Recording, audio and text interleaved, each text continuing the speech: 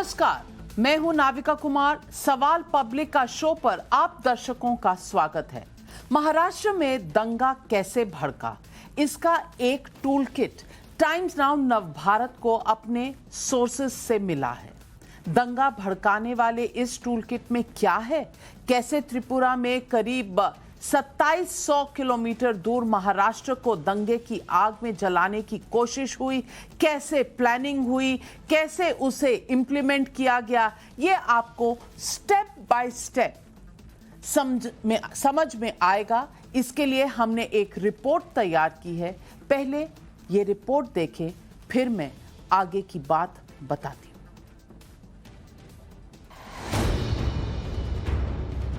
ये वो tool kit है जिसमें एक एक डिटेल है कि कैसे महाराष्ट्र के 3 शहर अमरावती, नांदेड़ और मालेगांव में दंगे कराए गए। साजिश के तहत पहले फेक न्यूज फैलाई गई। सबूत देखिए, यह अख्तरुल इमाम के फेसबुक पेज का स्क्रीनशॉट है। 29 अक्टूबर के इस फेसबुक पोस्ट में लिखा है कि बजरंग दल के गुंडों द्वारा त्रिपुरा में मुसलमानों को और उनके घरों, इबादतगाहों और दुकानों को नजरे आतिश किया जा रहा है। सरकार पूरी तरीके से कानून का पालन करवाने में फेल नजर आ रही है।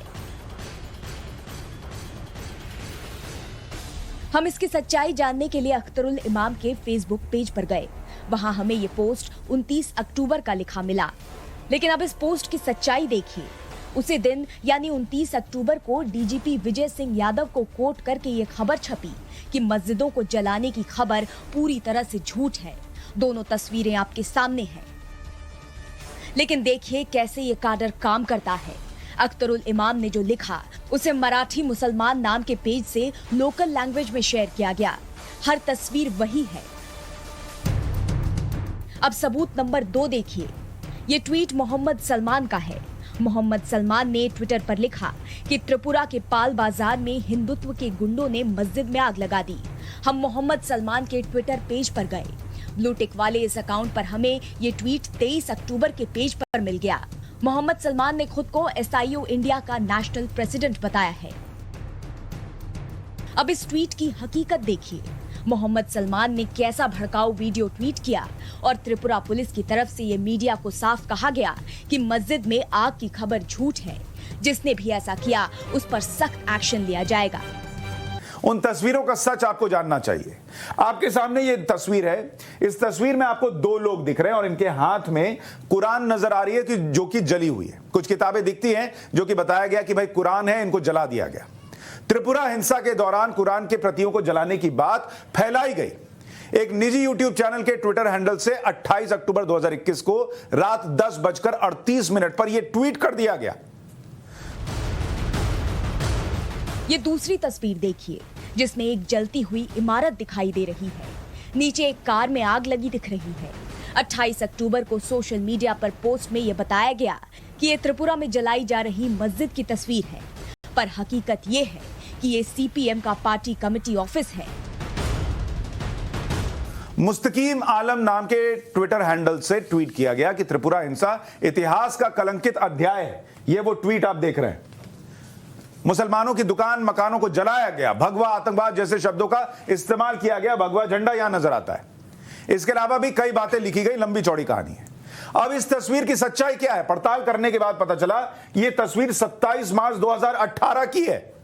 न त्रिपुरा की, न उस दिन की, और पश्चिम बंगाल में 27 मार्च 2018 के कार्यक्रम की तस्वीर है। नॉर्थ 24 परगना जिले में 3 लोगों के मारे जाने के बाद पुलिस पेट्रोलिंग के दौरान की तस्वीर है ये। और उस दिन की तस्वीर को उठाकर यहां कॉपी किया गया, उसके ऊपर अपना एजेंडा लगाया गया और इस एजेंडे को आगे बढ़ा दिया गया। अब अगली तस्वीर देखिए।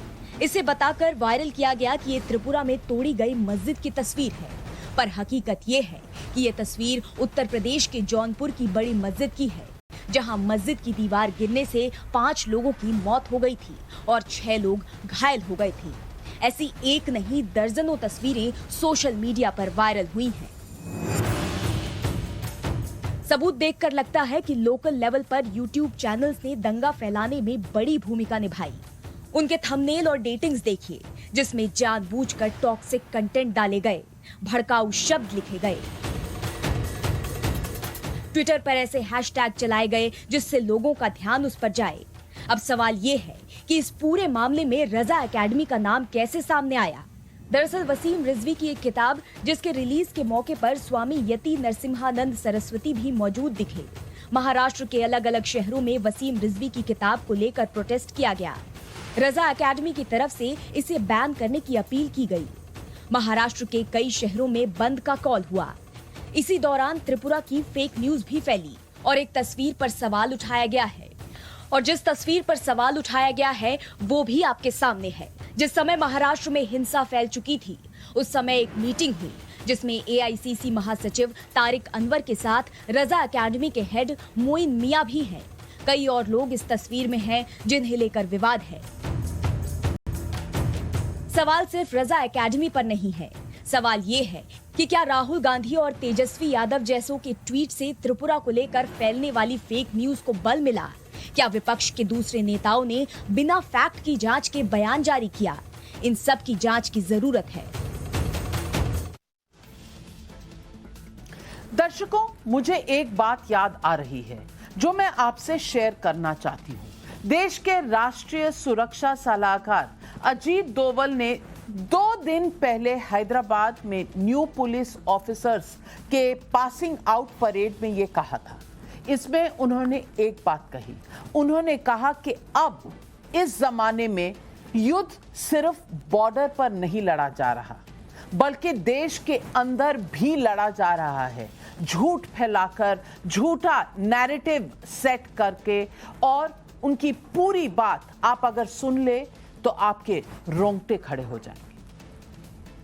But it is the civil society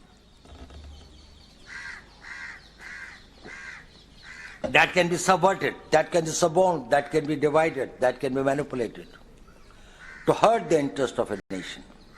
And you are there to see that they stand fully protected. So the service of the people is the greatest service, not only from the point of view of our nation building, but also from the point of view of our national security. मुझे यकीन नहीं हो रहा कि डोवाल साहब ने जो कहा 2 दिन बाद ही सबूत के तौर पर पूरे देश के सामने आ जाएगा। आज दंगे का पूरा टूल किट सामने आ चुका है। अब सवाल पब्लिक यही पूछ रही है कि क्या महाराष्ट्र में भी दिल्ली दंगे जैसी साजिश रची गई थी? क्या टूल किट बनाकर महाराष्ट्र में दंगा भड़काया गया? अल्पसंख्यकों पर अत्याचार का झूठा प्रचार कब तक हुआ करेगा? यही है आज सवाल पब्लिक का इस शो पर। और आज मेरे साथ जुड़ रहे हैं doctor Sambit Patra, national spokesperson है बीजेपी के, विद्या चौहान स्पोक्सपर्सन एनसीपी की, प्रफुल्ल केटकर पॉलिटिकल एनालिस्ट, तहसीन पूनावाला पॉलिटिकल एनालिस्ट। और उनसे मेरा पहला सवाल है, तहसीन पूनावाला, तारिक अनवर तस्वीर खिंचाते हैं उन्हीं के साथ जो एक टूल किट में इस तरह के विवादित चीजें कहते हैं, जो अगर सच होती तो आदमी सोचता कि हाँ ये सोचने की बात है, लेकिन ये झूठ है और ये जानबूझकर फैलाई गई है। कोई नवंबर 2018 के दिखा रहा है, कोई बिल्डिंग जलती हुई दिखा रहा है और कह रहा है कि ये एक मस्जिद जला दी गई, जबकि वो एक असल बात में वो मस्जिद थी ही नहीं, वो सीपीएम का हेडक्वार्टर्स था। और कोई कह रहा है कि ये हिंदू जितने हार्डलाइनर्स हैं ये भगवा के झंडे फहरा रहे हैं, ये आ गए हैं। जो कलकत्ता की एक तस्वीर, पुरानी तस्वीर उठा के दिखा दी गई और उसके ऊपर राहुल गांधी भी ट्वीट कर देते हैं। ये कैसी विडंबना है? ये कैसी नेशनल पार्टी है जो भड़काऊ चीजें लिखने वालों के साथ अपना साथ में ट्वीट लगा देती है और अल्पसंख्यकों पर इतनी ज्यादा प्रॉब्लम्स की जा रही हैं, हार्डलाइनर हिंदू पार्टीज द्वारा ये कह देती हैं बिना चेक किए। आपके प्रश्न को मैं 2 भाग में डिवाइड करता हूँ। सबसे पहले आज आपको एक खुशखबरी सुना दूं, संबित भाई को भी एक खुशखबरी सुना दूं और प्रफुल्ल भाई को भी एक खुशखबरी सुना दूं कि जिस इंसान ने महाराष्ट्र में दंगे फैलाने की हिम्मत की, अनिल बोंडे, डॉक्टर संबित पात्रा बीजेपी के डॉक्टर संबित पात्रा के कलीग है, बीजेपी के एक्स मंत्री है, उन्हें महाराष्ट्र की सरकार ने, छत्रपति शिवाजी महाराज की सरकार ने अरेस्ट कर दिया है और जो दंगे फैला रहे थे वो अब जेल में है। और ये मैं सोर्सेस के थ्रू नहीं कह रहा हूं, ये मैं आपको न्यूज दे रहा हूं। तो बीजेपी का हाथ दंगाइयों के साथ, क्योंकि कमल वहीं पर खिलता है जहां कीचड़ फैलता है। अब दूसरी बात, आपके दूसरे भाग पे आता प्रश्न की। आपने राहुल गांधी पर टिप्पणी की, आपने राहुल गांधी ने ट्वीट क्यों किया त्रिपुरा को लेकर, ये प्रश्न पूछा। प्रश्न आपका वाजिब है, उसका उत्तर दे देता हूं। क्या आपका ये तर्क है मैडम कि त्रिपुरा में वायलेंस नहीं हुआ? क्योंकि इस वक्त मैं तहसीन पूनावाला बड़े जिम्मेदारी से आपके शो पे कह रहा हूं, 2 जर्नलिस्ट कलीग्स समृद्धि और स्वर्णा झा, जिन्हें त्रिपुरा की पुलिस ने अरेस्ट किया था, उनके लिए मैंने लड़ा, उनके एसोसिएशन के साथ लड़ा, उन्हें आज अभी बेल मिला और इस वक्त वो कोर्ट जेल के बाहर आ रही दोनों महिलाएं, और कोर्ट ने भी बेल में माना है कि अपना कर्तव्य निभा रहे थे। जर्नलिस्ट ने जो डॉक्यूमेंट किया त्रिपुरा में वायलेंस, वह सही था, इसलिए वायलेंस हुआ। तो क्या आप कह रहे हैं कि त्रिपुरा में वायलेंस नहीं हुआ? जो वायलेंस हुआ उसके बारे में राहुल जी ने बोला, और जिसने महाराष्ट्र में दंगे कराए वंदना जी है। तहसीन पूनावाला जी, मुझे लगता है आपको डॉक्टरेट मिली हुई है हर इशू को गुमराह करने की। मैं पूछ रही हूं कि त्रिपुरा की वायलेंस को दिखाकर महाराष्ट्र में दंगे क्यों फैले, उसका ये टूलकिट है जो मेरे हाथ में है। और इसमें आप त्रिपुरा के बारे में वायलेंस की बात कर रहे हैं, महाराष्ट्र की एक्सप्लेनेशन देना चाहेंगे आप? बिल्कुल देना चाहूंगा, लेकिन क्योंकि त्रिपुरा पे आपने राहुल जी के ट्वीट पे प्रश्न उठाया, मैंने उसका उत्तर दिया और आपके कलीग्स के बारे में बताया, 2 लड़कियों के बारे में जिनके साथ मैं खड़ा था। लेकिन महाराष्ट्र पे आता हूं, जिस व्यक्ति ने दंगे कराए, अनिल बोंडे, वो इस वक्त जेल में है, वो बीजेपी का मिनिस्टर था, और वो व्यक्ति वैसा है कि उसके बच्चे अब्रॉड में पढ़ रहे, विदेश में पढ़ रहे, और यहाँ पे हमारे बच्चों को लड़ा रहे हैं। तो जहां जहां भाजपा है, ये यूनिवर्सिटी कहती है, वहां वहां दंगे होते हैं। इसलिए भाजपा दुनिया की सबसे बड़ी पॉलिटिकल पार्टी बनी, क्योंकि वो दंगे फैलाते हैं। डॉक्टर संबित पात्रा, जवाब दीजिए। बहुत बड़ा आरोप है, तथ्य क्या है वो तो तहसीन पूनावाला को कभी भी ज्यादा जरूरी नहीं लगे, लेकिन आरोप बहुत अच्छे लगाते हैं। जवाब दीजिए इनके आरोप का।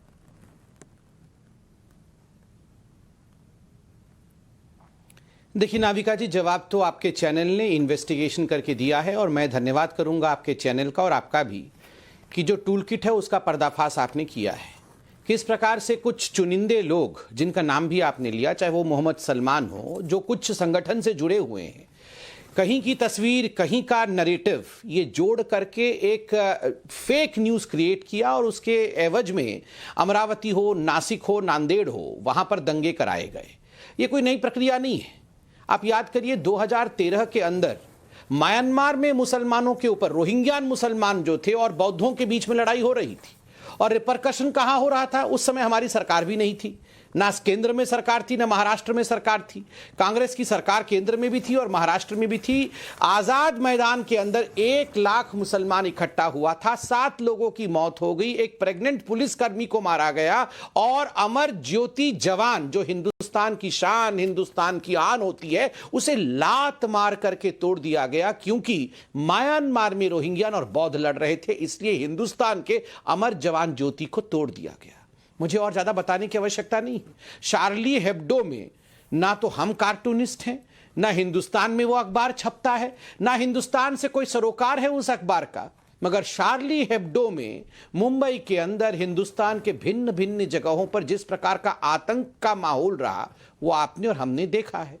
अभी चंद दिनों पहले फ्रांस के राष्ट्रपति ने आतंकवादियों के खिलाफ कुछ कहा और आतंकवादियों पे अंकुश लगाने की बात कही, तो फ्रांस के राष्ट्रपति के तस्वीर को हैदराबाद की सड़कों पर, मुंबई के कई स्थानों में उनके सड़कों पर लगा करके उनको रौंदा गया और हिंदुस्तान के विरोध में भी नारे लगाए गए। देखिए, ये बहुत ही चौंकाने वाला विषय है, ये विषय बहुत गंभीर है। आप मुझे आश्चर्य होता है, राहुल गांधी, आपको क्या लगता है कि उन्होंने बिना सोचे समझे ट्वीट किया? राहुल गांधी, रजा एकेडमी, ये सारे लोगों की मिली भगत है, ढोंगी हिंदू। राहुल गांधी जी के उस ट्वीट को आप अगर पढ़ेंगे तो राहुल गांधी जी ने हम हिंदुओं को ढोंगी हिंदू कहा।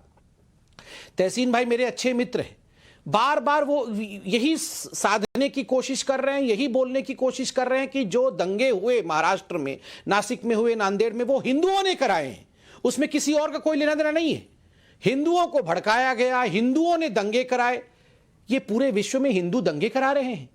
हम गर्दन काट, राहुल गांधी ने अभी चंद दिनों पहले कहा कि हम गर्दन काटते हैं, हिंदू दूसरों को मारते हैं। मुझे तो आश्चर्य, तहसीन भाई बोल रहे हैं, मुझे आपत्ति नहीं है, तहसीन भाई की सोच हो सकती है। राहुल गांधी, देखिए कांग्रेस पार्टी तो मुगल गार्डन है, मैं तो कांग्रेस पार्टी का नाम बदल चुका हूं। अब कांग्रेस पार्टी नहीं है, ये मुगल गार्डन है, तरह तरह के फूल हैं उसमें। सलमान खुर्शीद एक फूल है उसमें, रशीद अलवी एक फूल है उसमें, राहुल गांधी तो फूलों के जहां पनाह है। ये सारे, मणिशंकर अय्यर भी बहुत बड़ा फूल है। ये सारे फूल मुगल गार्डन में खिले हुए हैं, इनसे मुझे आपत्ति नहीं है। आपत्ति है कि हम सारे लोग सत्य जानते हैं, फिर भी आके डिबेट ऐसे करते हैं जैसे कि इनको समझाना पड़ेगा कि सत्य क्या है। सत्य हम सब जानते हैं, आप भी जानते हैं, हम भी जानते हैं, तहसीन भाई तो बहुत इंटेलिजेंट है, वो भी जानते हैं। जी, एक लाइन उत्तर देना चाहूंगा। संबित भाई ने सही कहा, फूल, लेकिन इस देश की सबसे बड़ी भूल है कमल का फूल। मैंने हिंदुओं पे आरोप नहीं लगाया, मैंने अनिल जी जो आपके मंत्री थे उस पे आरोप लगाया। कोई बीजेपी हिंदुओं की प्रतिनिधि नहीं है। बीजेपी और आरएसएस और संघ, एक्सटेंडेड संघ परिवार, ये दंगइयों की पार्टी है। जहां जहां ये बढ़ते हैं वहां दंगे कराते ही बढ़ते हैं। ऐसा मैंने येल यूनिवर्सिटी की रिपोर्ट कहती है, इसलिए बीजेपी बढ़ रही है। आप येल यूनिवर्सिटी की रिपोर्ट जरूर पढ़िए, लेकिन 1984 को भी मत भूलिए। लेकिन इस वक्त सवाल 1984 का नहीं है। मैं विद्या चवन जी से, एनसीपी की नेता हैं, मैं इनसे पूछना चाहती हूँ, ये कहां तक सही है कि जिस स्टेट को, जो राज्य 2700 किलोमीटर दूर है त्रिपुरा से, वहां पर इस तरह की फेक फोटोज, फेक वीडियोस लगा कर दंगे उकसाए गए। और दंगे उकसाए गए इसलिए ये कहकर कि अल्पसंख्यकों पर जो हिंदू हैं उन्होंने इस तरह के कहर ढाए। मैं पूछना चाहती हूं, क्या एक्शन लिया गया है उनके खिलाफ जिन्होंने इस तरह की हरकत की है और इस तरह की फेक न्यूज़ फैलाई है? क्योंकि नेशनल सिक्योरिटी एडवाइजर ने बिल्कुल सीधे कहा है कि युद्ध सिर्फ हमारे देश के बॉर्डर्स पर नहीं होता, युद्ध इस तरह के झूठ से हमारे देश के अंदर भी हो रहा है। इस युद्ध का क्या?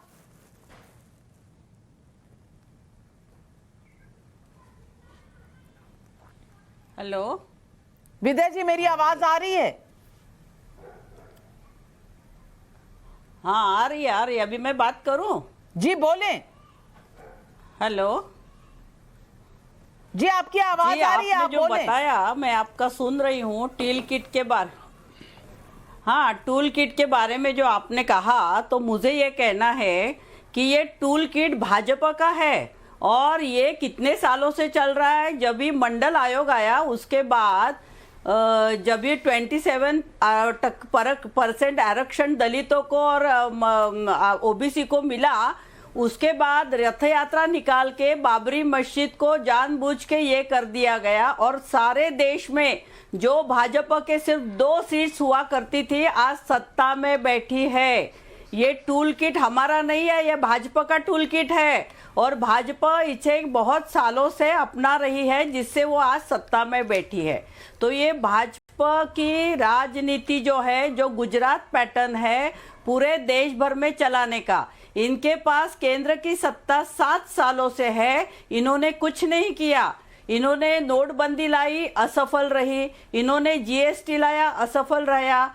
किसान आंदोलन कर रहे 1 साल से, किसान को कुचला गया लेकिन उसकी दखल नहीं दी गई। इसके ऊपर किसी ने कुछ नहीं कहा। आज क्या कह रहे हैं हम लोग? बद्री केदारनाथ में हमारे प्राइम मिनिस्टर जा रहे हैं, विठोबा का दर्शन के लिए वो हमें लेक्चर दे रहे हैं। वो आज आपने देखा अन्नपूर्णा माँ की मूर्ति लेके 18 जिलों में यूपी में प्रधानमंत्री जी केदारनाथ में जो कर रहे हैं उसमें अगर आपको रुचि नहीं है तो आप उसकी बात छोड़ दीजिए। आप कम से कम महाराष्ट्र क्यों जल रहा था, अमरावती के आसपास के एरिया क्यों जल रहे थे, तो इस पर तो बता दीजिए। बता रही हूँ ना, मुझे जरा, जैसे मैडम, जैसे आपने एक एंकर के द्वारा पूरा टूल किट का सबको हमको समझाया, तो मुझे भी तो समझाना चाहिए ना कि आप लोगों को कैसा गलत दिखा रहे हैं। आपका चैनल गोदी मीडिया है और आप मोदी जी से बिके हुए हैं और आप अपने चैनल पे ये सब दिखा रहे हैं, तो ये गलत है।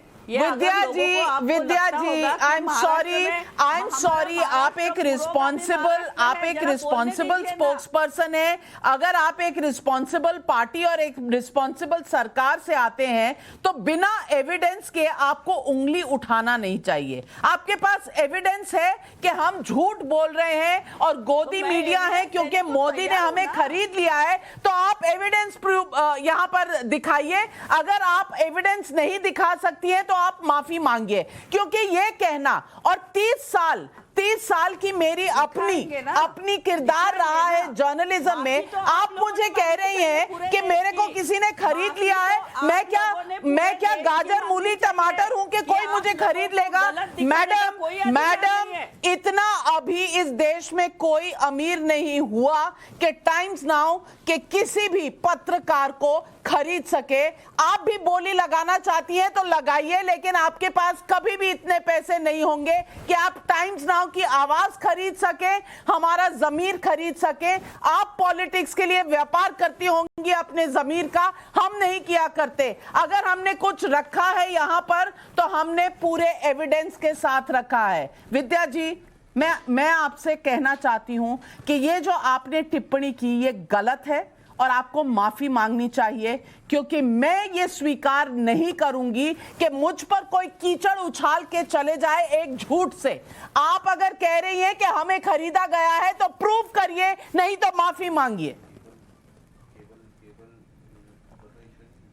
जरूर खरीदेंगे, उसका मौका तो देना चाहिए भाई। कोर्ट भी 2-2, 4-4 साल मौका देती है, तारीख पे तारीख चलती है। अगर कोर्ट में प्रूव करना है तो कोर्ट के दरवाजे खटखटाइए, लेकिन मेरे शो पर झूठ बोलकर अगर आप 2-4 दिन या 2-4 हफ्ते या 2-4 महीने कहेंगी तो ये इजाजत कम से कम सवाल पब्लिक का शो पर मैं नहीं दे सकती। ये कोर्ट नहीं है, ये कोर्ट नहीं है। जनता अभी बोलती हूँ मैं आपको, अभी बोलती हूँ, बोलने का मौका तो दीजिए। अभी प्रूव करके दिखाती हूँ मैं। हाँ जी, बताएं।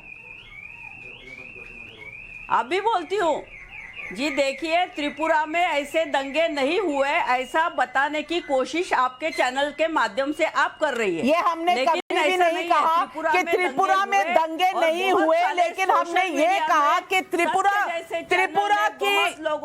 की हिंसा को महाराष्ट्र में जिस तरह से दिखाया गया वो गलत था। विद्या जी, या तो आप हिंदी समझती नहीं है या आप मन बनाकर आई हैं कि यहाँ पर आप झूठ का इस्तेमाल करेंगी। विद्या जी, ये सही नहीं है। आप रिस्पेक्टेबल लेडी हैं, मैं आपके साथ बिल्कुल अनपार्लियामेंट्री लैंग्वेज नहीं यूज करूंगी और आपको भी फैक्ट्स के दायरे में ही रहना चाहिए। ये कभी भी नहीं किसी ने कहा कि वायलेंस नहीं हुई थी त्रिपुरा में। और संबित पात्रा जी, मैं आपसे पूछना चाहती हूँ, अगर मैं सच बोल रही हूँ तो आप मुझे बोलेंगे कि मैं झूठ बोल रही हूँ, और आप झूठ बोल रहे हैं तो मैं कबूल कर लूं कि ये सच है? ये कैसा हो सकता है? मैं आपको खरीद नहीं सकती हूँ। जो बड़े बड़े खरीदार हैं वो खरीद सकते होंगे, लेकिन आप मेरे ऊपर ऐसा इल्जाम नहीं लगा सकते। विद्या जी, आपकी हिम्मत कैसे हुई? विद्या जी, आपकी हिम्मत कैसे हुई ये कहने की कि बड़े बड़े लोग आकर हमको खरीद सकते हैं? आपके यहाँ व्यापार होता होगा लोगों का, हमारे यहाँ नहीं हुआ करता।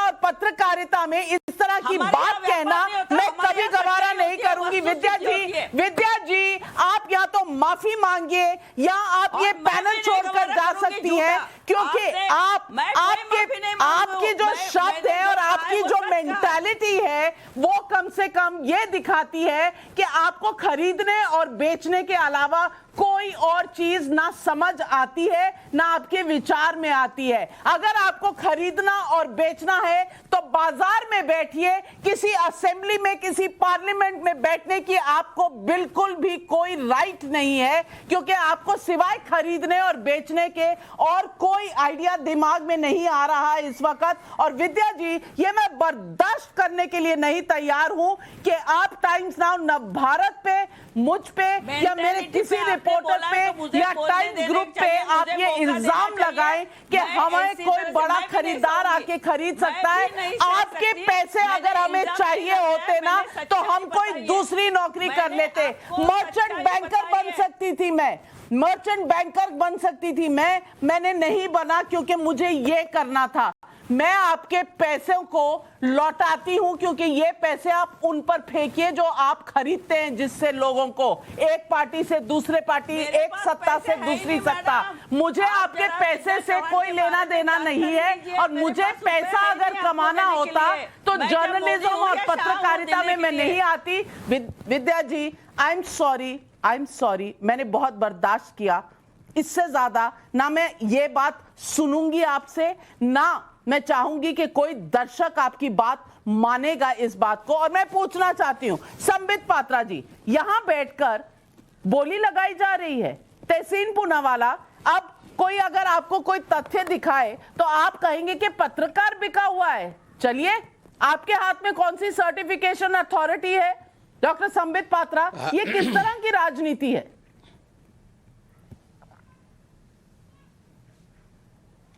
नाविका जी, मुझे आज बहुत तकलीफ हुई है। एक महिला दूसरे महिला को कह रही है कि तुम इतने पैसे में बिकती हो। इससे खराब और कुछ नहीं हो सकता। हम पब्लिक प्लेटफॉर्म पे बैठे हुए हैं। इनके ये महिला की बात नहीं है। मुझे महिला बोले या आदमी बोले, ये नाकाबिले बर्दाश्त नहीं। आप पहले इनकी आवाज को कम करिए, ये किसी को बोलने नहीं देंगी। और आप इनकी आवाज को कम करिए, ये बहुत देर से चिल्ला रही थी। और देखिए, जिन लोगों को दाऊद इब्राहिम ने खरीद लिया हो वो दूसरे के बारे में क्या बोलते होंगे। नवाब मलिक के बारे में तो हमारे फडणवीस जी ने बता ही दिया, और हम जानते ही हैं कि इनके यहाँ क्या चल रहा है। तो दाऊद के लोगों के साथ मैं डिबेट नहीं करता हूं, और ये खरीदने बेचने की राजनीति करनी है तो दाऊद से आप बात करिए, यहां पर बात करना बंद करें। मैं विषय पर रहना चाहता हूं। देखिए, मुझे आश्चर्य होता है, आपने यहां दूध का दूध पानी का पानी किया, और आपने ही नहीं, त्रिपुरा की पुलिस ने किया। पूरे कोर्ट में, हाई कोर्ट, त्रिपुरा के हाई कोर्ट में सारे साक्ष्य दिखाए गए। और आप जानती हैं नाविका जी, त्रिपुरा के हाई कोर्ट ने कहा कि ये सारे जो पत्रकार हैं और जो सोशल मीडिया एक्टिविस्ट है तथा कथित, जिन्होंने ये फेक न्यूज फैलाया, अभी तक त्रिपुरा सरकार ने इन पर एक्शन क्यों नहीं लिया है। इनके खिलाफ त्रिपुरा सरकार एक्शन ले, और इसीलिए पत्रकारों के खिलाफ एक्शन हुआ, और जो फेक न्यूज फैला रहे थे उनके खिलाफ एक्शन हुआ, क्योंकि ये हाई कोर्ट का डायरेक्टिव है, नंबर 1। नंबर 2, सपोज करिए कि त्रिपुरा में जो हुआ है, सपोज करिए वो अगर सच भी है, तो आप जस्टिफाई करेंगे कि अमरावती में दंगे हो सकते हैं, आप जस्टिफाई करेंगे कि नांदेड़ में और नासिक में दंगे हो सकते हैं। तो उस आधार पर जो कश्मीरी हिंदुओं को निकाला गया कश्मीर से, जब उनकी महिलाओं के साथ बलात्कार किया गया, कश्मीरी पंडितों को मार दिया गया, कितने जगह आपने हिंदुओं को दंगे करते हुए देखा? क्या कन्याकुमारी के हिंदुओं ने दंगे किए? क्या उड़ीसा के हिंदुओं ने दंगे किए? क्या महाराष्ट्र के हिंदुओं ने दंगे किए? नहीं। तो ये इस्लाम में कौन? गुजरात में क्या किया? गुजरात में कश्मीर के हिंदुओं के दंगे हुए। क्या बोल रही है ये मैडम? मैडम, जरा डिबेट में आने से पहले दाऊद इब्राहिम से अच्छे से टॉपिक समझ के आके बोलिए, ऐसे मत बोलिए। गुजरात में 2002 में क्या किया? आप कहां गुजरात के दंगों को जोड़ रहे हैं? नहीं मैडम, दाऊद को फोन करके पूछिए। क्यों घुसाते हो बीच में? दाऊद इब्राहिम को क्यों बाजू में रहने दूं मैडम? आप लोग अच्छा नहीं घुसाना है। 2002 में क्या किया था? महिलाओं के साथ मैं नहीं घुसा। आप नाराज मत होइए, आप नाराज मत होइए। नाविका जी ये नाराज हो गई हैं, ये नाराज हो गई हैं दाऊद इब्राहिम का नाम लेने से। सॉरी मैडम, आप नाराज मत होइए। सॉरी, हम दाऊद इब्राहिम का नाम नहीं लेते हैं, आप नाराज मत होइए। आप बिल्कुल डालेंगे जेल में, क्यों नहीं डालेंगे? आप क्या सोचती हैं? मैं आप नहीं सब जानते हैं। अरे छोड़िए, आप दाऊद इब्राहिम की चमचागिरी करना बंद करिए। आप लोग, आपकी पार्टी क्या करती है हम सबको पता है। आप ध्यान से सुनिए। आपने अभी किसी चैनल में कहा, आपने अभी किसी चैनल में कहा कि हिंदू जो है वो गुजरात में। तो विद्या जी, ये देखिए ये तस्वीर, और प्रफुल्ल केतकर जी, मैं आपके पास आना चाहती हूँ। ये तस्वीर देखिए, ये तस्वीर है जिसमें कांग्रेस पार्टी के तारिक अनवर हैं, और ये खड़े हैं उनके साथ मोइन मियां जो पेट्रन है रजा एकेडमी के। ये यहाँ पे खड़े हुए हैं, और ये क्या कर रहे थे पेट्रन रजा एकेडमी के? और रजा एकेडमी क्या कर रही थी? मेरा फोटो दिखाओ। वो आशीष शेलार के साथ रजा एकेडमी का। हाँ, आप अपनी पूरी टीम को ले आइए, रिसर्च डिपार्टमेंट को ले आइए अपने साथ। और जो आप बोलती हैं पहले रिसर्च डिपार्टमेंट से, बाद में मत मंगाया करिए, पहले मंगाए। दिखा रही हूं आपको। ये महाराष्ट्र में दंगा चल रहा था, ये उस वक्त की तस्वीर है। मैडम, अगर आपको समझ में आता हो, प्रफुल्ल केतकर समझा दीजिए कि इस तस्वीर का और रजा एकेडमी का वहां की सरकार और ये जो राजनीतिक दल है कांग्रेस पार्टी अरे और मैं एनसीपी से क्या लेना तस्वीर देना? दिखा रही हूँ ना बता मैडम दीजिए। आपको। Navika, before I start, I want to make 2 quick points. One, on behalf of media and journalistic community, Hindi में I बोल देंगे तो condemn- शायद विद्या जी और दर्शकों तक। जी। आज आपके इस चैनल पर जिस तरह की नहीं, मैं भाषा का समझ रही हूँ, प्रयोग कुछ किया, भी भाषा में बोलने मीडिया और पत्रकार समुदाय की तरफ इस तरह से फोटो? मैं उसका निषेध करता हूँ। ये एनसीपी की मानसिकता को यदि दिखाता है तो एनसीपी के सर्वोच्च नेताओं को इसके बारे में सोचना चाहिए। क्या क्या मीडिया के बारे में वो यही राय रखते हैं और महाराष्ट्र की मीडिया को भी ऐसे ही खरीदते हैं क्या, इसके बारे में उनको सोचना चाहिए। दूसरी महत्वपूर्ण बात, जो बात तहसीन भाई ने शुरू की, उसमें मैं एक महत्वपूर्ण बात बताना चाहता हूँ। आप क्रोनोलॉजी समझिए तहसीन भाई। काय केलं? क्रोनोलॉजी शुरू होती है बांग्लादेश में दंगों से। दुर्गा पूजा के समय जो दंगे हुए उसके संबंध में त्रिपुरा में मोर्चा निकाला गया। उसके बाद 23-24 अक्टूबर से सोशल मीडिया में फ्लड होने लगे फोटो, और उन फोटोज को यूज करते हुए दिन दुनिया तक, जिसमें कहा गया कि किसी धर्म ग्रंथ को जलाया गया, वो दरअसल एक फोटो निकला जिस पर फैक्ट चेक हुआ, रोहिंग्या एक कैंप का दिल्ली का फोटो निकला। दूसरी तस्वीर चलाई गई जो मस्जिद जलाने की थी। त्रिपुरा पुलिस ने जो स्पष्टीकरण दिया वो दिया, लेकिन आपका क्योंकि पुलिस और जुडिशरी पे विश्वास नहीं है तो मीडिया ने, और जो भी उसका फैक्ट चेक हुआ उसमें ये बताया गया कि वो मस्जिद जो है वो जैसे थे है। दूसरी फोटो चलाई गई जो सीपीएम हेडक्वार्टर की थी, उसको भी इसी तरीके से चलाया गया। फिर कुछ मोर्चे और कुछ आंदोलन दिखाए गए और भगवा टेररिस्ट उसके नीचे यूज किया गया। वो सारे के सारे बंगाल के निकले, और ये सारे के सारे यूज करके एक पोस्टर निकाला गया। कब निकाला गया?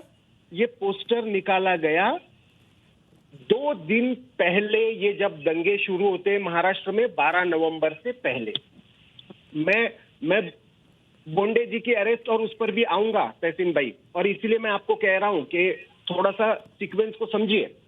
इस बीच में आपके नेता और आपके नेता के साथ रहने वाले बहुत लोग इसी बात पर के त्रिपुरा की हिंसा इस पर भड़काने का काम करते हैं। एक पत्रक निकाला जाता है रजा एकेडमी की तरफ से, सेव त्रिपुरा मुस्लिम के नाम से। उसमें क्या जोड़ा जाता है?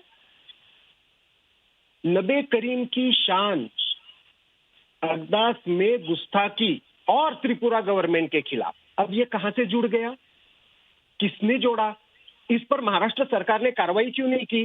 ये दंगे शुरू होते 12 नवंबर को। हिंदू जो बाजार है उसमें दुकानें जलाई जाती है। अमरावती में, नासिक में, नांदेड़ में, सब जगह पे पब्लिक प्रॉपर्टी का, हिंदू प्रॉपर्टीज का नुकसान होता है। नांदेड़ पुलिस, अमरावती पुलिस देखते रहती है।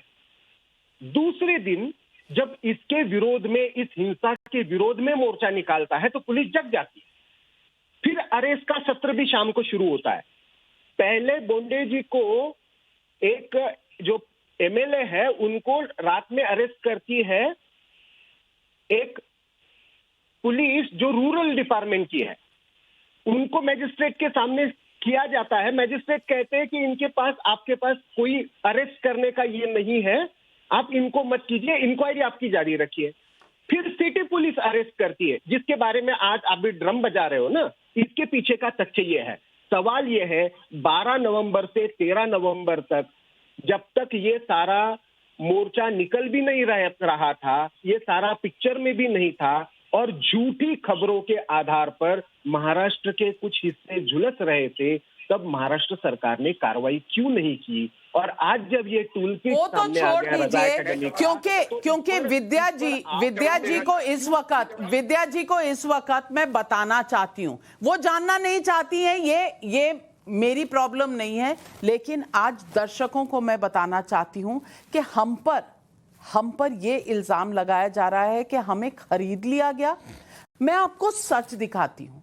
मैं आपको सच इसलिए दिखाना चाहती हूँ क्योंकि ये तस्वीर में 2 लोग दिख रहे हैं और इनके हाथ में कुछ किताबें हैं जो कहा जा रहा है कि आतंकियों ने कुरान को जलाया और त्रिपुरा का हैशटैग लगाया है मुस्लिम्स अंडर अटैक। ये जब चेक किया, और सिर्फ हमने नहीं किया है, बहुत लोगों ने चेक किया है, कई मीडिया हाउसेस ने चेक किया है, ये कहा इस तस्वीर के 2 हिस्से हैं और दोनों को जोड़, पहले हिस्से में एक रोहिंग्या मुस्लिम महिला है, 19 में बीएसएफ ने बॉर्डर पर हिरासत में लिया था, ये तब की तस्वीर है, ये हमने निकाली 2019 की तस्वीर जिसको त्रिपुरा का हैशटैग दिया गया। ये तो आपको मैंने दिखाया कि पहली बात, पहली तस्वीर और उसका सच। अब आप देखिए दूसरा सच। त्रिपुरा में अब तक 16 मस्जिदों पर हमला हुआ। 16 मस्जिदों में हमले की खबर है। असल तादाद कि ये त्रिपुरा के सीपीएम ने इस तस्वीर को दिखाया और कहा कि ये तो त्रिपुरा के सीपीएम का ऑफिस है। तो सीपीएम का ऑफिस कब से मस्जिद बन गया? मैं नहीं कह रही कि हिंसा नहीं हुई होगी, वहां हिंसा हुई, लेकिन ये कह के बताना कि ये मस्जिद था जो जला दिया गया, जिस पर हमला हुआ, ये क्या सही था कि नहीं? ये कहने का मुझे हक है कि नहीं? अगर मैं ये सच दिखाऊं तो मैं बिकी हुई महिला हूं, मैं बिकी हुई पत्रकार हूं। ये कैसी राजनीति है? आइए और सच दिखाती हूं मैं आपको, और मैं डरने नहीं वाली। विद्या जी मुझे जो मर्जी कह ले, मैं डरने नहीं वाली, मैं ये दिखाऊंगी। मुस्तकीम आलम ने ये ट्वीट किया और इस ट्वीट में ये भगवा झंडे दिखाए गए और कहा गया ये जो हिंदू हैं ये त्रिपुरा में मुसलमानों के ऊपर कहर ढा रहे हैं, क्योंकि ये भगवा झंडे थे। इसकी सच क्या है? ये तस्वीर पश्चिम बंगाल की है और ये तस्वीर 27 मार्च 2018 की है। देखिए इस तस्वीर को, यहाँ पर ये बड़ा सा बोर्ड है, ये बोर्ड यहाँ पर भी लगा हुआ है। ये जो झंडे हैं ये यहाँ पे राम जी की यहाँ पे है तस्वीर, ये झंडे में यहाँ भी है। वही तस्वीर त्रिपुरा की बन गई जो बंगाल की थी 3 साल पहले की। इस झूठ को झूठ कहना क्या गुनाह है? देखिए चौथी तस्वीर मैं आपको दिखाऊंगी। ये चौथी तस्वीर का वीडियो है कि ये किस तरह से दंगाई पुलिस के साथ बैठे हैं और पुलिस दंगाइयों के साथ है और कैसे लोगों को मार रही है। और त्रिपुरा की पुलिस ने इस वीडियो की जांच पड़ताल की और कहा कि ये त्रिपुरा ये जो पूरा है, the video is not from Tripura, these are fake videos circulated under criminal conspiracy. ये भी त्रिपुरा की तस्वीर नहीं थी। और ऐसी दर्जनों तस्वीरें हैं, दर्जनों हैंडलों से जो वेरीफाइड हैंडल्स है उनसे डाली गई। और एक और तस्वीर दिखाती हूं। यह कहा गया त्रिपुरा में मुसलमानों के लिए दुआ कीजिए क्योंकि वहां पर उनके घर तोड़े जा रहे हैं, और ये तस्वीर डाली गई। इस तस्वीर में टूटे मकान दिखाए, और ये टूटे मकान पता कहां के हैं? ये जौनपुर उत्तर प्रदेश, जहां एक बिल्डिंग कोलैप्स हो गई थी। बिल्डिंग कोलैप्स हुई है जौनपुर उत्तर प्रदेश में, और ये बड़ी मस्जिद है जौनपुर की। ये पहले की तस्वीर थी जो बिल्डिंग कोलैप्स हुई थी। किसी ने इसके ऊपर कोई अटैक नहीं किया था। ये सच बताना क्या गलत है? ये कानून के खिलाफ है। और डॉक्टर संबित पात्रा और तहसीन पूनावाला, मैं आपसे पूछना चाहती हूँ कि ये आज विद्या जी ने जो मुझ पर प्रहार किया है, तहसीन क्या आप मुझे बता सकते हैं कि इन 5 तस्वीरों में से मैंने एक भी तस्वीर गलत दिखाई हो? तहसीन सिर्फ इस मुद्दे की बात बताइएगा और इन तस्वीरों की बात बताइएगा। इनमें से एक भी तस्वीर जो झूठी थी जिसे मैंने सच्ची बताई, या जो सच्ची थी जिसे मैंने झूठी बताई, आप मुझे बताइए क्या ये तस्वीरें गलत थी जो मैंने अभी आपके और दर्शकों के सामने रखी? बिल्कुल नहीं, ये तस्वीरें बिल्कुल सही है। ये करवाया गया, और इसके पीछे जो व्यक्ति है उसका नाम है मुफ्ती मोहम्मद इस्माइल अब्दुल खलीक। इसके खिलाफ दिलीप वलसे पाटिल और महाराष्ट्र के सरकार ने एफआईआर दर्ज किया है।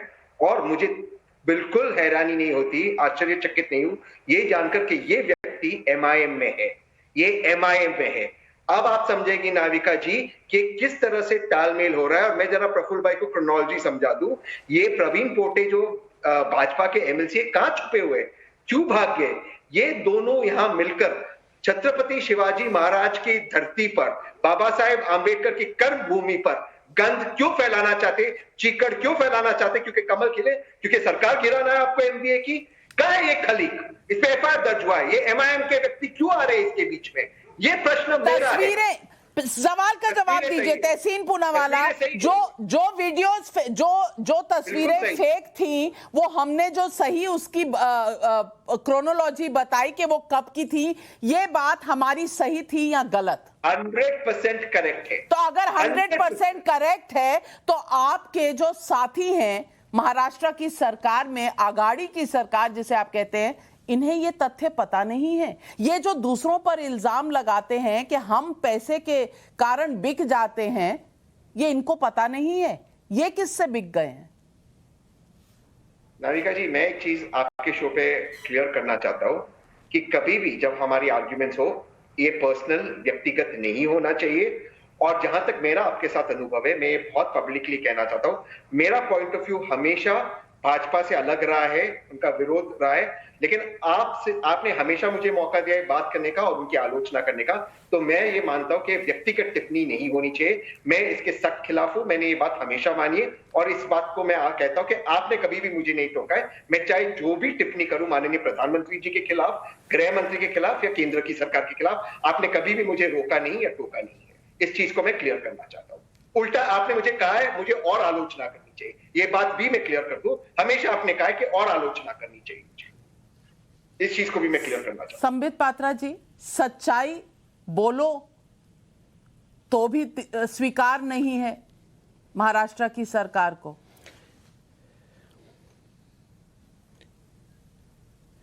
देखिए, तहसीन भाई जो हैं वो बुद्धिमान है, वो विवेकवान है, इसलिए उन्होंने स्वीकार कर लिया कि आपने जो दिखाया है वो सत्य दिखाया है और तस्वीरों को एक फेक न्यूज़ के माध्यम से प्रेजेंट किया गया। मैं ईश्वर से प्रार्थना करता हूं यही बुद्धि जो तहसीन भाई के पास है वो राहुल गांधी को भी सुलभ मिले, क्योंकि राहुल गांधी जी ने तो हिंदुओं को ढोंगी हिंदू तक कह दिया। इन्हीं तस्वीरों के आधार पर, इन्हीं फेक न्यूज़ के आधार पर राहुल गांधी जी ने ट्वीट किया और ट्वीट करके मुझे आश्चर्य लगता है वो इस्लाम के लिए ऐसे शब्दों का प्रयोग नहीं कर सकते, वो क्रिश्चियनिटी के लिए ऐसे शब्दों का प्रयोग नहीं कर सकते और करना भी नहीं चाहिए, किसी और धर्म के लिए नहीं कर सकते, मगर हिंदुओं को ढोंगी हिंदू कहना मुझे लगता है ये कहीं ना कहीं राहुल गांधी जी का ही पर्दाफाश करता है। नंबर 2, देखिए मुझे आश्चर्य लगता है, मुझे आश्चर्य इस बात का लगता है कि सत्ता में आने के लिए किस हद तक, और ये कोई एमआईएम का विषय नहीं है, ये सारे, जिसको मैं बुरा मत मानिएगा, ये अरविंद केजरीवाल जी की भाषा में मैं कह रहा हूं, ये सारे मिले हुए हैं जी, ये सारे मिले हुए हैं। वो फेक न्यूज़ वाले, वो एमआईएम वाले, ये राहुल गांधी वाले, पूरे मुगल गार्डन वाले, ये सारे मिले हुए हैं, क्योंकि किसी भी कीमत पे येन केन प्रकारेण आपको त्रिपुरा के फेक न्यूज़ को दिखा करके देश में दंगे कराने हैं, त्रिपुरा में सरकार गिराना है, पूरे वैश्विक पटल में हिंदुस्तान को बदनाम करना है, मोदी जी की बढ़ती हुई छवि को रोकना है। ये कोई पहली बार नहीं हो रहा है। आप याद करिए, जब हमारे देश में ओबामा आए थे तो ये क्रिश्चियंस के लिए इसी प्रकार का एक माहौल बनाया गया था कि चर्च को तोड़ दिया जा रहा है, चर्च के ऊपर आक्रमण हो रहे हैं। बाद में निकला कि कोई क्रिकेट खेल रहा था, क्रिकेट का बॉल चला गया था। ओबामा तक ने आके हिंदुस्तान में यहां बयान देके वो चले गए थे, क्योंकि इन लोगों ने एक ऐसा माहौल बनाया था, सब मिलकर माहौल बना रहे थे। ठीक उसी प्रकार सीएए के समय हिंदुस्तान तो छोड़िए, विदेश में भी जाके इन लोगों ने माहौल बनाया है। तो स्वाभाविक है, देश के छवि को खराब करने के लिए कोट अनकोट मुसलमान डरा हुआ है, ये सिद्ध करने के लिए ये किसी भी हद तक जाएंगे। मुझे एनसीपी का तो समझ में आता है, एनसीपी का ये मूल चरित्र है, कांग्रेस का ये मूल चरित्र है, मगर मुझे तकलीफ इस बात की होती है कि छत्रपति शिवाजी के महाराष्ट्र में बाबा साहेब, मतलब मुझे आश्चर्य लगता है कि बाला साहेब ठाकरे के परिवार के लोग, उनके सुपुत्र आज इसका समर्थन कर रहे हैं। तकलीफ बाला साहेब ठाकरे, और यही विडंबना की बात है, यही विडंबना की बात है। जनता क्या सवाल पूछ रही है, ये बहुत जरूरी है जानना। सुनिए जनता के सवाल। क्या राहुल गांधी या विपक्ष के नेता किसी सेंसिटिव मामले पर ट्वीट करने से पहले फैक्ट चेक नहीं करते हैं? मेरा सवाल यह है कि क्या अब समय नहीं आ गया है कि सोशल मीडिया पे न्यूज़ वीडियो डालने को लेकर दिशा निर्देश तय किया जाए? प्रफुल्ल केटकर जी, ये जनता सवाल पूछ रही है, पब्लिक का सवाल है कि कुछ भी ट्वीट कर दो, कुछ भी कह दो, झूठ सच और दंगे भड़का दो। ये क्या युद्ध घर के अंदर कौन करवा रहा है? देखो नाविका जी, ये पैटर्न दिख रहा है अभी। किसी भी इशू को लेकर एक सामाजिक ताना बाना बिगाड़ना, हिंसा फैलाना, रोड्स ब्लॉक करना, इंटरनेशनली उस इशू को हवा देना, और ये एक पैटर्न इस तरीके से बनता जा रहा है। और ये कभी किसी फ्रांस की घटना पर बनता है, कभी बांग्लादेश की घटना पर बनता है, अभी त्रिपुरा की घटना पर। लेकिन ये क्या, मुझे सिंपल ये सवाल है कि एक पैम्पलेट निकाला जाता है जिसमें कहा जाता है जुम्मा पढ़ो बेगलूर नाका चलो, नांदेड़ में ये निकाला गया, और नीचे लिखा हुआ है रजा एकेडमी नांदेड़। क्या महाराष्ट्र गवर्नमेंट को इसका अंदाजा नहीं था कि इसमें क्या हो सकता है? मालेगांव में भी ऐसे ही पोस्टर लगे नासिक के पास, वहां पे तो ऑफिशियल अनाउंसमेंट किया गया, उसके वीडियो भी आए, वो वेरीफाइड वीडियो आए कि यदि दुकान खोलनी है तो अपने जिम्मेदारी पर नहीं तो देख लेना। ये जुम्मे के दिन का वार्निंग दिया गया, थर्सडे को ही।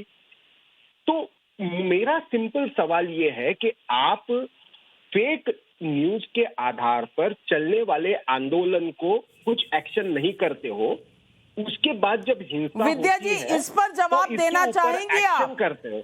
जवाब वो देना जवाब चाहेंगे नहीं कि देंगी, जब वो लोगों को डाइवर्ट करेंगी, वो उकसाया केदारनाथ जा रहा जाएंगी, था, वो जब गुजरात झूठ जाएंगी, बोला वो जा रहा था कि अरे, महाराष्ट्र मुझे की सरकार को ये बोलने देखना ही नहीं नहीं। चाहिए था। सबसे ज्यादा इस पर विद्या जी को मैं स्मरण करा दूं। देखिए, इस आप पर तो मुझे सबसे बोलने बड़ी ही नहीं वार्निंग देते देने हैं। वाले बाबा साहब आम्बेडकर थे। वो बाबा साहब का नाम लेती है, लेकिन बाबा साहब का पार्टीशन और पाकिस्तान अरे का मेरे पुस्तक को नहीं याद, करते। मैं देखो, आपने मुझे जो भी इल्जाम लगाए उसके पुरावे मेरे पास भी है, सबूत है। ये आशीष शेलार जी है, भाजपा के मुंबई के अध्यक्ष थे पहले, और इनका ये रजा अकादमी के लोगों के साथ फोटो कभी का है, उसी दिन दंगों के पहले के 2 दिन का पहले का है। कब की तस्वीर है? पैसा कब की तस्वीर है? डेट, फैक्ट्स जरूरी है। कब की तस्वीर है? कब की तस्वीर है? आपको बेचती हूँ। कब की है? डेट, आपका मोबाइल भेज दीजिए, मैं बेचती हूँ। डेट आप डेट बता दीजिए ना, चैनल पर आप बैठी हैं, तस्वीर लेकर बैठी हैं, डेट बता दीजिए। क्या ये तब की तस्वीर है जब दंगे चल रहे थे महाराष्ट्र में? क्या ये तब की तस्वीर है कि नहीं?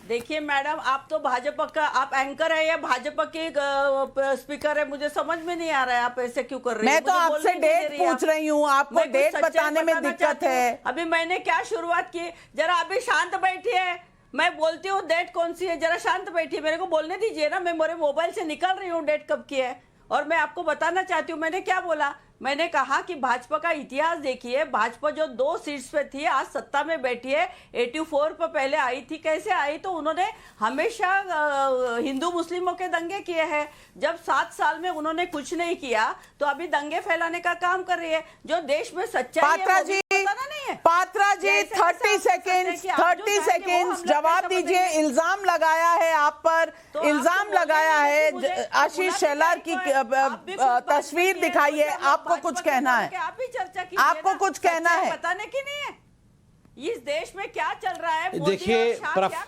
प्रफुल्ल केतकर जी ने बिल्कुल सही कहा कि इसके साथ, अरे बाप रे, मैडम तो चुप होती नहीं है। प्रफुल्ल केतकर जी ने सही कहा, अनाउंसमेंट तो हो रहा था, मार्केट में ही हो रहा था अमरावती में, ये तो सब कोई सुन रहे थे, क्यों नहीं रोक लिया? किसके साथ फोटो है ये महत्वपूर्ण नहीं है, महत्वपूर्ण है कि आपके घर के सामने अनाउंसमेंट चल रहा था, पुलिस खड़े होकर सुन रही थी, क्यों नहीं रोक रहे? और दूसरी बात मैं मैडम से कहना चाहता हूं, आपने दूसरी बार कहा कि बाबरी मस्जिद तोड़ दिया, बाबरी मस्जिद तोड़ दिया। वो बाबरी मस्जिद नहीं, वो विवादित ढांचा था, वो बाबरी मस्जिद था ही नहीं, वो भगवान राम का जन्मस्थान था, और वहां भव्य राम मंदिर बनेगा। आप इसमें कितना भी दुखी दर्शकों को सिर्फ ये बताना चाहती हूं कि किसी मुद्दे पर भी लोगों को भटकाना, उकसाना बहुत आसान होता है। आपने तस्वीरें देख ली हैं, आपने ट्वीट्स देख लिए हैं, सोशल मीडिया देख लिया है, और प्रफुल्ल केतकर जी ने जो कहा किस तरह से माइक पर अनाउंसमेंट हो रहे थे, आपने वो भी सुन लिया है। लेकिन मैं सिर्फ आज पब्लिक को एक बात बताना चाहती हूं। इस देश को यहां तक लाने में लगे हैं 75 साल।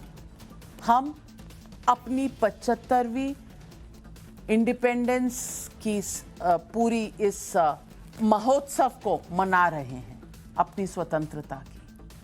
हम अगर देश को महफूज रखना चाहते हैं तो हमें यानी कि पब्लिक को सतर्क होना पड़ेगा, क्योंकि राजनीतिक दलों के बीच में जितनी प्रतिस्पर्धा है तो ये तो अपना कंपटीशन करते ही रहेंगे, लेकिन आपको और हमको सच और झूठ के बीच में फर्क करना पड़ेगा। और ये सच और झूठ का फर्क आज हमने आपको दिखाया है सवाल पब्लिक का शो पर। किस तस्वीर को कहां का बताया गया, किस तरह से लोगों को उकसाया गया। क्या इस देश की जनता इतनी बेवकूफ है कि वो इस तरह झूठ के फेर में आ जाएगी? ये सिर्फ राजनीतिक दलों के लिए परीक्षा की घड़ी नहीं है, ये आपके लिए भी परीक्षा की घड़ी है, हमारे लिए भी परीक्षा की घड़ी है। हम सच और झूठ के बीच का फासला आपको दिखाते रहेंगे। बस आपको याद रखना है कि सच और झूठ का फर्क क्या होता है और कैसे झूठ के फेरे में आने से क्या हो जाता है। बस यही है मेरा नजरिया और यही है मेरी बात जो मैं आप तक पहुंचाना चाहती हूं। सवाल पब्लिक का शो पर आज इतना ही, पर जाने से पहले प्रधानमंत्री जी के छोटे से शब्द सुनाना चाहती हूं। समय कम है, जाइएगा मत। सुशांत सिन्हा जी आएंगे और बताएंगे क्या कहा प्रधानमंत्री।